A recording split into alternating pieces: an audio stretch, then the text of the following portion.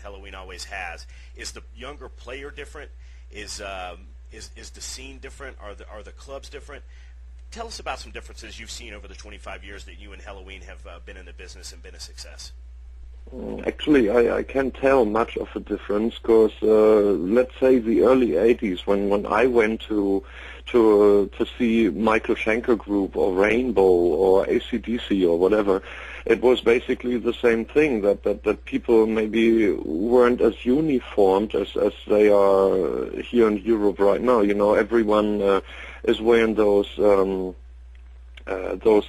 like black boots, black pants, black jacket. Talking about the goth look is what we call it over here. I don't know if it's different. Yeah, right, exactly, and that's spreading all over Europe, and in the States I've seen, well, it's just people who get there looking the way they look, right, and it's pretty rare that they actually come with stickers and pads that usually they have on their thing. That's been a thing of the 70s and the 80s, but in the States, I must say, people come as they are and as they like, and you have the occasional heavy metal fan who is recognizable as such, and apart from that, most of the fans we saw just look the way they look. And that's cool, because I think that's just like, well, you go there, you watch the band, you have a good time, you go home and have a burger or something. And that's just a normal way. And I must say it's not so different from what it was in the early 80s or end of the 70s. Just end of the 70s, everyone had long hair and they all looked like hippies, so that's the only difference. But, well, we had jeans and moved our bodies to the entrance of the venue, and then we saw a rock show, you know, and usually now the sound is better, light show is better, everything, well, that goes with commerce is better because you can buy T-shirts, which wasn't to be taken for granted back then. You merely went there, had a ticket, and watched the show, and maybe the tickets were prettier, yeah, because they were printed by professional institutions, and then, like, I still remember that Aerosmith ticket, you know, like, looked real good, like embossed, and a lot of love went into those things, you know. Those tickets used to be artwork things. Nowadays you get those strips with some 3D thing put in there, and then it says the date, and it may as well be a parking ticket, right? Right. But, and, well, those tickets you could collect. In the past you could put them to the wall, and it was almost like you had like some kind of small album cover hanging there, and you can say, I've been there. And, well, nowadays you can do the same. Basically the act of attending a show is still the same, you know, as long as the band is live and they play guitars and they sing and they want to do something. And you breathe the same air. I mean, that's basically not that big of a change. Everything else changed, though, because, like, well, we have a music industry that's interested in selling you crap. Right. You know? As long as it sells, it doesn't matter what the quality's like. You're right.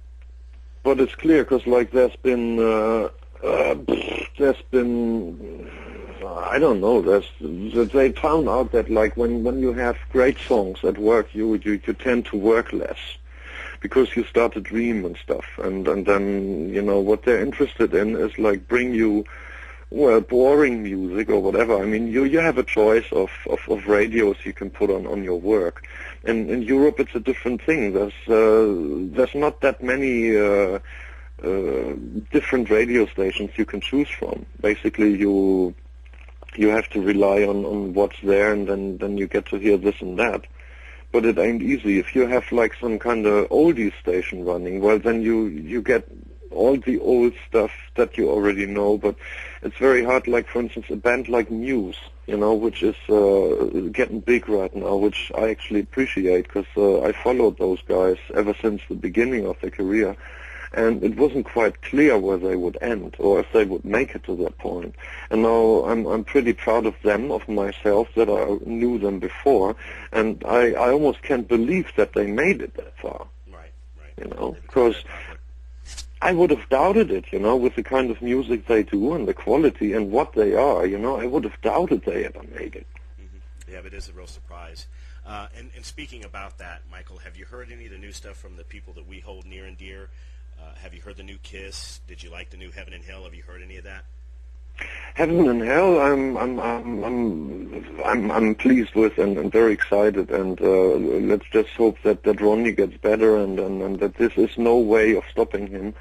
But I have to admit that the new Kiss I had no time to listen to yet. From what I know, some people say it's great and perfect, and other people say they just copied themselves a little bit too much on that one, which I wouldn't mind, actually. So I just still have to listen to it. I mean, I haven't heard it yet. Yeah. Michael, I told Anya I wouldn't keep you long. Like I said when we were talking off air at the beginning of the interview, I know that you folks are very busy, and I want to appreciate you taking the time. Michael Weikath, everybody, and for folks who know, we owe much to Germany in the way of heavy metal. As Michael mentioned earlier, you have the Scorpions, you have Accept, of course, Doro and Warlock. Don't want to forget them. Right up there with them, in all of our minds, I think, is Halloween, who've kept it going for a long time, 25 years. Michael, this has been a real pleasure and honor for us. We appreciate you sitting down and talking with us. Guten Tag, Michael. Thanks a lot. You're welcome. So I just forgot what you guys say over there in the States for saying bye-bye. I mean, I lost out on all those little... We say goodbye or see you later or have a good Oh, really? one. Okay.